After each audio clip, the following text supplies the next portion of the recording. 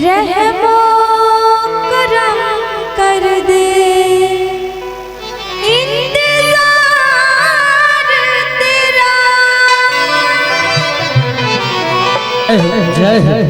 ठोकरों के ज़माने में जिया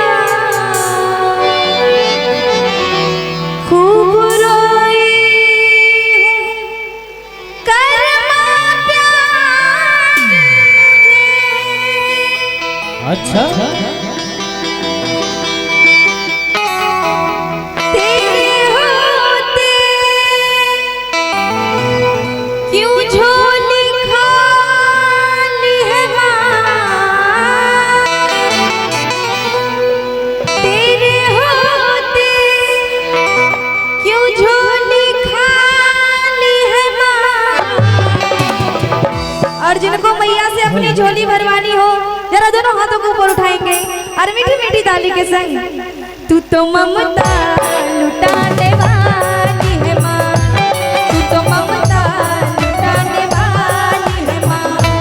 तेरे होते क्यों झोली खाली है माँ, तेरे होते क्यों झोली खाली है माँ। तू तो ममता लुटाने वाली है माँ, तू तो ममता लुटाने वाली है माँ। जय हो।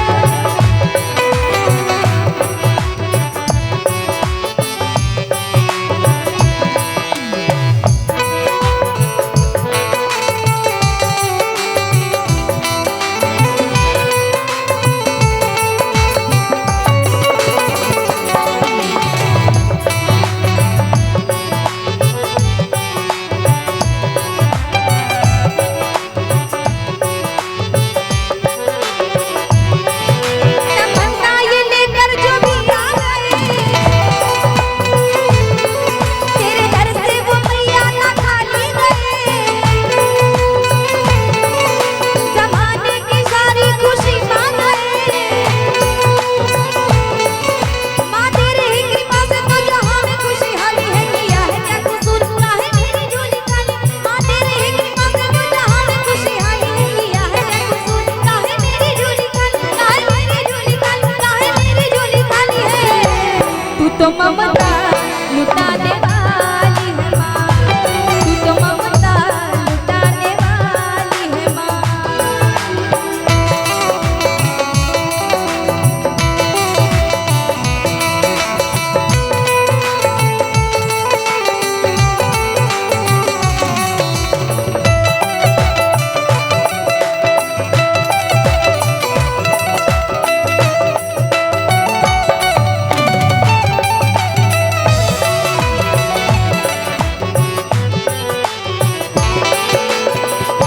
मेरी आँखों में जले तेरे दर्शन के दिए, कितनी बेचैन हूँ मैं माँ से मिलने के लिए।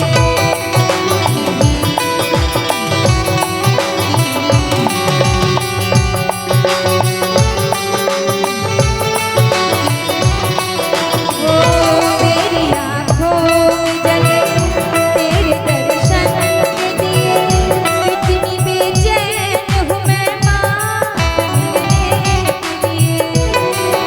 तमन्ना ये लेकर जो भी आ गए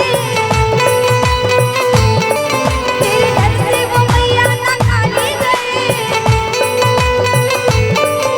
ज़माने की सारी खुशी पा गए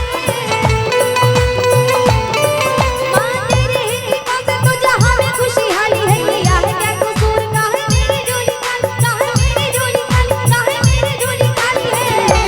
तू तो ममता लुटाने वाली है माँ, तू तो ममता लुटाने वाली है माँ। तेरे होते क्यों झोली खाली है माँ, तेरे होते क्यों झोली खाली है माँ। तू तो ममता